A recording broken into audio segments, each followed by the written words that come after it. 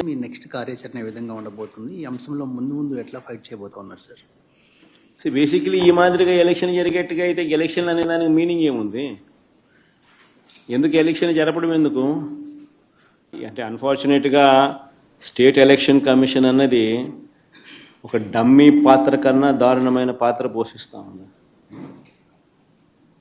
ప్రజాస్వామ్యాన్ని కాపాడవలసిన బాధ్యత గల స్థానంలో ఉన్న వ్యక్తులు నిజంగా ఇంత దిగజారిపోయిన పరిస్థితుల మధ్య ఈ వ్యవస్థ నడుస్తూ ఉంది. Very unfortunate. ఖచ్చితంగా న్యాయ పోరాటంలో భాగంగా కోర్టులకి ఇవన్నీ చూపిస్తాం, కోర్టులకి ఇవన్నీ వేస్తాం. అందుకని వాళ్ళిద్దరు కూడా ఈరోజు వచ్చింది కూడా కోర్టులో వేయడానికే వచ్చినారు. ఇద్దరు జెడ్పీ టీసీ అభ్యర్థులు కూడా కోర్టులో వేయడానికే ఇక్కడికి వచ్చినారు. ఈ డీటెయిల్స్ అన్నీ తీసుకొని పోయి వీళ్ళు కోర్టులో వేస్తారు. న్యాయస్థానం ముందర ఇవన్నీ కూడా ఉంచడం జరుగుతుంది.